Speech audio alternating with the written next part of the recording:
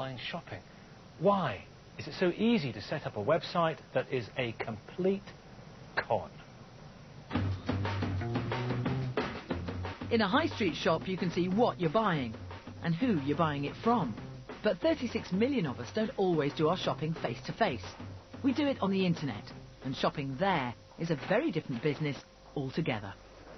When you shop online, it's hard to tell which sites are the real deal and which are just an out-and-out scam, because with some of them, all you'll get for your money is grief. And it's all too easy for them to get away with it. Industry expert Tom Ilube says it's a problem that's getting worse.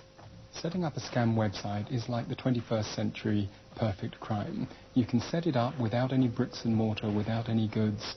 You can be anywhere in the world, you can pretend to be anyone, and when you've done what you want to do, you can disappear and nobody would ever find you.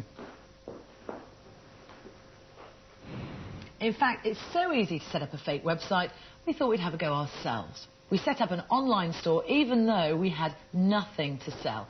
It was cheap, it was quick, and most worryingly of all, it's convincing. So, step one to setting up our site. Well, we needed a catchy name. We called it the Unbelievable Gift Company. You have to register a web address, but that's simple and costs less than £3. We didn't have to give our name, and the address we gave was pretty unbelievable too. But to make our site really convincing, we needed to know exactly what would make people fall for it. And the way to do that is talk to people who've already been scammed. Micah Lane, for one. He bought 2 flat-screen TVs from a website called musthave100.co.uk. They cost him £1,300, but his TVs never arrived. And now whoever was behind the company has disappeared. I felt really foolish that I'd been conned into such an easy scam. The site looked very professionally laid out. It looked like they spent a lot of time and effort in actually developing the site. The imagery was very clear, the descriptions of the goods was very accurate, and it just made you think that this was a very professional, large company. So the next step for us, to make sure our site looked the part. But you don't need to be an internet whiz for that. Anyone can just download a template site for around £30.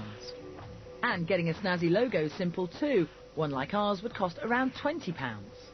People told us that a slick-looking site was one of the 2 main reasons they fell for an online scam.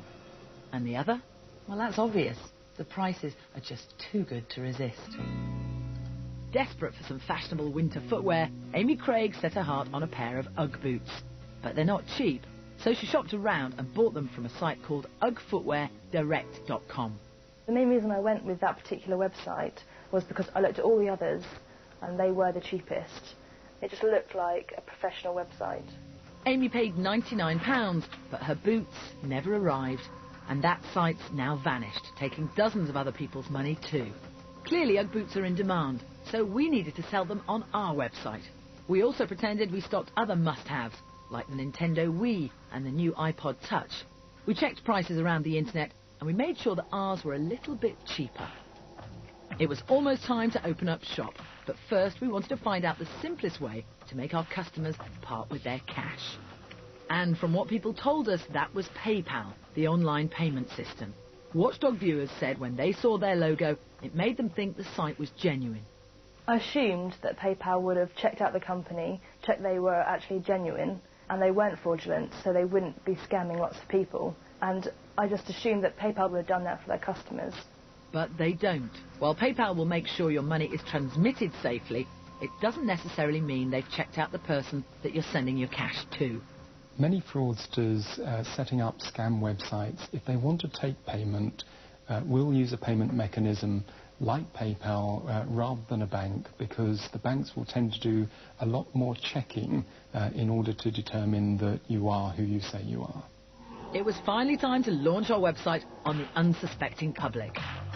And this is it. Unbelievable gifts at unbelievable prices. Everything from the hottest gadgets to Easter eggs. And we even threw in free delivery. Don't worry, we were never actually going to take people's money, but anyone placing an order wouldn't know that. As far as they were concerned, this site was for real. Our site did allow customers to choose items and enter their details, but we stopped short of taking their card details or their cash. Remember, a website like ours could be set up for as little as £60 without anyone checking we were genuine. It looked like a very professional site, and the one thing that this says to consumers is that you can't judge a book by its cover. A slick-looking website is no guarantee that it's a legitimate business. The unbelievable giftcompany.co.uk was live for just under 4 weeks and attracted hundreds of visitors. We had customers from across the country and even as far afield as Antarctica. Kevin Weir was one. He was looking for a gift for Mother's Day and clicked on our site when our ad came up on Google. I thought the website was very professional, very slick, very modern looking, and it was well set out, and the prices were all very competitive. Kevin chose our £15 just for Mum Bear and typed in his details. But instead of receiving his gift, he got a call from Watchdog. When I found out that the website was designed by Watchdog, I was very surprised and shocked that it was so easy to con me, because I'm not normally the sort of person that falls into that sort of trap.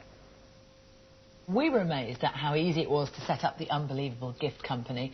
But the shocking thing is that people are being scammed by sites like this every day. And the really unbelievable thing is that no one's doing enough to stop it. And it's not just us who think so. A recent House of Lords committee report into internet security said more could be done to protect consumers. It's quite wrong that you can go on the internet and retail in this manner. Retailing websites should be regulated. That would enable the customer then to check that it's a legitimate website before they purchase anything from it. But the government rejected many of the report's recommendations. It's a shame they won't follow the example of the authorities in Ireland, where anyone who wants to sell online with an Irish web address is checked out. So if we'd tried to set up the unbelievable gift company there, it would never have got off the ground. When you're online, seeing is not necessarily believing, because behind that glossy website could be somebody just waiting to rip you off. And they can, because there's no one out there to protect you.